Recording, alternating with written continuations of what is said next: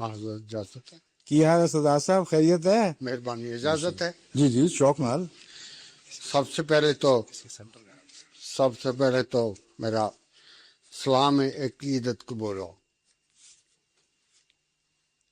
اور سوال نیم سیاسی صاحب معلوم پڑتا ہے، بہت اچھا. لیکن ایسا مجھے محسوس ہوتا ہے کہ اس کا اسلام کے ساتھ تعلق ہے، لہذا میں یہ گستاخی کر رہا ہوں. نہیں گستاخی بالکل نہیں.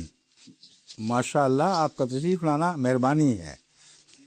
اور سن 1947 میں جی جب بادشاہی ہند و پاکستان میں تقسیم ہوئی اور جماعت احمدیہ کا ہیڈ کوارٹر اس وقت ہندوستان میں قادیان تھا، ٹھیک. میں حضور سے یہ گزارش کروں گا کہ مجھے یہ بتایا جائے کہ جماعت احمدیہ نے اس تقسیم میں کیا رول ادا کیا. بہت اچھا جزاک اللہ شکریہ. سب سے پہلا تو ایک فریضہ ایسا ادا کیا جس کا سکھوں سے تعلق ہے، اس لیے میں وہاں سے بات شروع کرتا ہوں. ہمارے امام نے، اس وقت کے امام نے بھی، اور میرے چچا حضرت مرزا بشیر احمد صاحب نے بھی تمام سکھ کمیونٹی کو اس بات سے متنبع فرمایا کہ دیکھیں آپ ہندوستان کے لیے آپٹ نہ کریں، کیونکہ نہ آپ کا مذہب ان کے قریب ہے اور نہ آپ کے حقوق کی حفاظت ہو سکے گی. آپ توحید کے قائل ہیں اور توحید کے لحاظ سے اسلام آپ کے قریب ترین ہے. اور جہاں تک حقوق کا تعلق ہے، جتنے آپ کو پاکستان میں حقوق ملیں گے اتنے ہندوستان میں آپ تصور بھی نہیں کر سکتے. اس لیے بے گھر ہو جائیں گے. اور یہ سارا پنجاب پاکستان سے نہیں، آپ کے قدموں سے بھی نکل جائے گا. یہ تنبیہ اتنی وضاحت سے کی گئی کہ ایک مضمون حضرت مرزا بشیر احمد صاحب میرے جو چچا تھے ان کا بہت ہی حرد عزیز ہوا اور سکھوں میں ہاتھوں ہاتھ نکلا. وہ تھا خالصہ ہوشیار باش. اور سکھ علماء چوٹی کے سربراہوں نے اس کا ادب کیا، مگر کہا نہیں، ہم نے فیصلہ کر لیا، ہم ہندوستانی کے ساتھ رہیں گے. اور اس کے بعد آج تک اس کے دکھ اٹھا رہے ہیں. بلکہ اس سے بڑی غلطی کہ خود اس پنجاب کو جس کی محبت ان کی رگ و پے میں سرایت کر گئی تھی، اسی خلیج سے اٹھے تھے وہ، اس کو تقسیم کر دیا، ہریانہ بنا دیا، جلندھر کی شاخ الگ کر دی. یعنی اتنا ظلم. اور اگر وہ پاکستان کے ساتھ ہوتے تو بڑی عزت اور وقار کے ساتھ بادشاہی کرنی تھی انہوں نے یہاں. تو پہلا فرض تو جماعت احمدیہ نے یہ ادا کیا کہ سکھوں کو متنبع کیا کہ ایسا نہ کرو، اور یہ بتایا کہ دیکھو کہ ہمیں تو یہ نقصان پہنچے گا کہ گرداسپور جہاں قادیان ہے وہ ہمارے ہاتھ سے نکلے گا، تم اگر جاؤ گے تو وہ بھی نکل جائے گا، لیکن تمہارا نقصان بہت شدید ہے اور دائمی ہے. مگر نہیں سنی گئی. دوسری بات جماعت احمدیہ نے یہ کی کہ باوجود اس کے کہ مہاتما گاندھی نے بھی، نہرو صاحب نے بھی، حضرت خلیفۃ المسیح ثانی میرے سے 2 دفعہ پہلے جو سربراہ تھے جماعت کے، ان کو ذاتی پیغام بھیجے، اپنے نمائندے بھیجے، منتیں تو نہیں کہتا لیکن تنبیہ ضرور کی کہ آپ پاکستان کے ساتھ شامل ہونے کی غلطی نہ کریں، یہ آپ سے بہت برا سلوک کریں گے، اور جو افغانستان میں آپ لوگوں سے ہو چکا ہے اس کی یادیں تازہ کر دیں گے.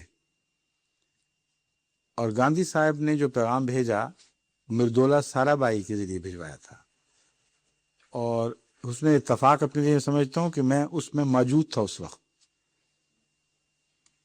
اس نے یہ پیغام دیا کہ گاندھی صاحب کہتے ہیں کہ آپ کی فراست اور جو مضامین سیاسی آپ کے رہنمائی کے لیے نکلتے رہے ہیں ان کے ذریعے سے، ظفر اللہ خان صاحب کی وجہ سے بھی، انہوں نے کہا میں آپ کی بڑی عزت کرتا ہوں، میں سمجھتا ہوں آپ کو سیاسی شعور ہے، لیکن آپ یہ حرکت کیا کر رہے ہیں کہ اپنے پاؤں پہ کلہاڑی مار رہے ہیں. جس پاکستان کی آپ تائید کر رہے ہیں اس نے آپ سے بہت برا سلوک کرنا ہے. حضرت مسلم موعود نے، ہم ان کو مسلم موعود بھی کہتے ہیں، یعنی خدا تعالیٰ کی طرف سے اصلاح کا وعدہ جو تھا وہ ان کے ذریعے پورا ہوا. آپ نے جواب دیا کہ گاندھی صاحب سے کہہ دیں کہ میں بھی آپ کی عزت کرتا ہوں، لیکن دو باتیں ہیں جن کو یاد رکھیں. ہماری زندگی اور موت مسلمانوں کے ساتھ ہے.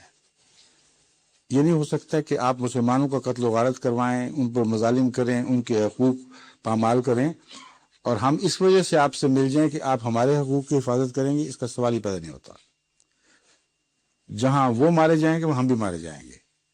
ہمارا مقدر مسلمانوں کے ساتھ ہے. دوسرا، ان کو یہ خیال ہے کہ مجھے علم نہیں. آپ نے اپنے خطبے کا حوالہ دیا کہ وہ اگر میرا خطبہ سن لیتے تو ان کو پتہ چلتا کہ میں نے جماعت کو جہاں پاکستان کی تائید کی ہدایت کی وہاں متنبع بھی کیا، اور کہا کہ پاکستان کی تائید میں اس لیے نہیں کر رہا کہ تمہیں وہاں ایک امن کی جگہ مل جائے گی. جو بری آنکھ دیکھ رہی ہے وہاں تم پر ایسے خوفناک مظالم ہوں گے کہ اگر میں تفصیل بیان کروں تو جو کمزور دل ہیں ان کے دل بیٹھ جائیں گے. لیکن اس کے باوجود ہمارا مقدر ہے کہ ان مصیبتوں میں سے گزریں اور قوم کی تقدیر بھی محنت اور کوشش اور قربانی کے ساتھ تبدیل کرنے کی کوشش کریں اور اسلام کا ساتھ نہ چھوڑیں. کیونکہ یہاں اب وطن کی بات نہیں رہی، اب یہ سوال مسلمان غیر مسلمان کا سوال ہو گیا. یہ آپ نے جواب دیا اور یہ بین ہی اسی طرح ثابت ہوا. اس لیے نادانی کا فیصلہ نہیں تھا. اگر انسان کو پتہ نہ ہو کہ مجھے مار پڑے گی اور پھر مار پڑ جائے تو کہیں بڑا بیوقوف نکلا. لیکن پتہ ہو اور اعلیٰ مقصد کی خاطر وہ مار کھائے تو اس کو بیوقوف نہیں کہا جاتا. اس کو جو مرضی نام دے دیں، وہ اس کو کہہ سکتے ہیں آپ کہ یہ عواقب سے بے خبر ہو گیا ایک اصول کی خاطر، اب سر دھڑ کی بازی لگا دی ایک اصول کی خاطر، مگر بیوقوف نہیں کہہ سکتے. یہ حال مسلسل پاکستان میں جاری رہا اور خود میرے ساتھ بھی ایسے مواقع وابستہ ہیں جہاں میں نے وہی کردار ادا کیا جو میرے باپ نے پہلے کیا تھا. جب پیپلز پارٹی وجود میں آئی ہے تو اس زمانے میں اس وجہ سے کہ پیپلز پارٹی اس وقت پاکستان کی وحدت کا نعرہ لے کر اٹھی ہوئی تھی، اور مشرق اور مغرب میں تفریق کا جو مسئلہ یا شرارت شروع ہوئی وہ بعد کی بات ہے. آغاز میں پیپل پارٹی کا منشور ایک ملکی یکجہتی اور ملکی وحدت کا منشور تھا. اس کے برعکس باقی جتنی پارٹیاں تھیں وہ تقسیم کی طرف مائل ہو گئی تھیں. ولی خان صاحب اب پختونستان کی بات کر رہے تھے، دولتانہ صاحب اس وقت بنگلہ دیش کے لیڈروں کے ساتھ ساز باز کر رہے تھے، ان کے ساتھ مل گئے تھے. تو جماعت کے لیے چارہ کوئی نہیں تھا. چنانچہ پیپلز پارٹی کی مدد میں جو بھی جماعت نے خدمت کی ہے اس میں مجھے اکیلے کو جو موقع ملا ہے وہ سب سے زیادہ ہے. کیونکہ حضرت خلیفۃ المسیح ثالث جو میرے پیشرو تھے انہوں نے مجھے پیپل پارٹی اور بھٹو صاحب سے رابطے کے لیے مقرر کیا ہوا تھا. چنانچہ میں نے ان کی خاطر ان کی جو پلاننگ تھی اس میں بہت کام کیا، ان کی پہلی تقریر کے سلسلے میں بھی ان کی بہت مدد کی.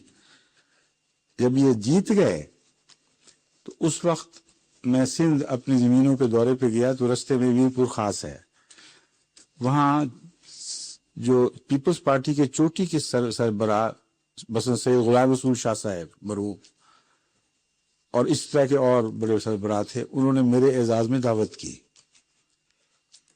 اور بہت عزت دی، اور دعوت کے بعد ایک تقریر کی پیر غلام رسول شاہ صاحب نے، اور انہوں نے کہا کہ مرزا صاحب میں جانتا ہوں کہ جماعت احمدیہ کے بڑے احسان ہیں ہم پر، لیکن ساری جماعت کے احسان ایک طرف اور آپ کے اکیلے کے دوسری طرف.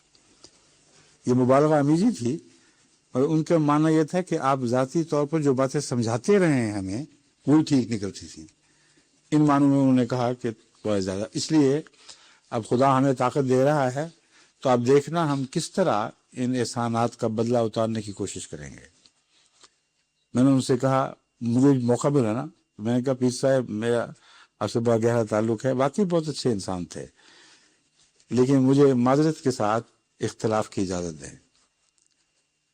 آپ احسان کا بدلہ ضرور اتاریں گے، لیکن اسی طرح اتاریں گے جس طرح مسلم لیگ نے پاکستان کے قیام کے احسان کا بدلہ اتارا تھا، اس سے الگ ہو کے نہیں اتاریں گے.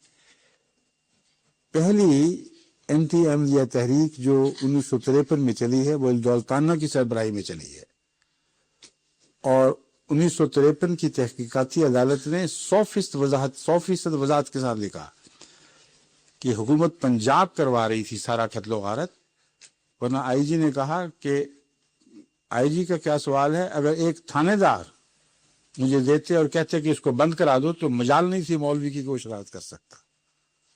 تو حکومت کروا رہی تھی، سارے اخبارات جو اینٹی احمدیہ تحریک چلا رہے تھے ان کو پیسے دے رہی تھی فنڈز اپنے خزانوں سے، اور کسی نے اگر وہ کتاب پڑھی ہو منیر انکوائری رپورٹ تو اس کو پتہ لگ جائے گا کہ اتنی بالکل واضح کھلی بات ہے، آج بھی وہ موجود ہے کتاب.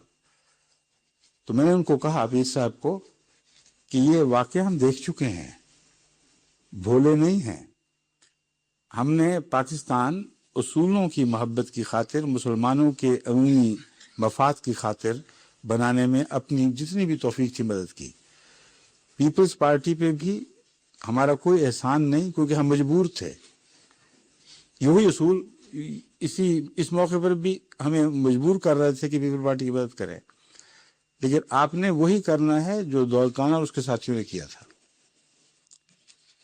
جب 1974 کی تحریک چلی ہے تو پیر صاحب بہت شریف النفس آدمی تھے، وہ حتی المقدور کوشش کرتے تھے کہ میرا آمنا سامنا نہ ہو جائے کہیں ورنہ ان کو یاد آئے گا اور شرمندہ ہوں گے. مجھے یاد ہے ایک دفعہ اسمبلی کی عبارت میں ایک کوریڈور سے داخل ہو رہا تھا، پیر صاحب دوسری طرف سے آ رہے تھے، مجھے دیکھتے ہی دوڑ کے کسی کمرے میں جا کے لاک ہو گئے، اور اس کے بعد مرتے تک پھر مجھے شکل نہیں دکھائی. اس لیے جو قادیان کے زمانے میں جماعت کے فیصلے تھے وہ سوچے سمجھے، عواقب سے باخبر ہوتے ہوئے، بعض اصولوں کے پیش نظر تھے. اس میں احمدیوں نے کوئی نادانی کی غلطی نہیں کی، اصولی قربانی کی اگر غلطی کہیں گے آپ تو وہ ضرور کی ہے. شکریہ. مجھے اپنا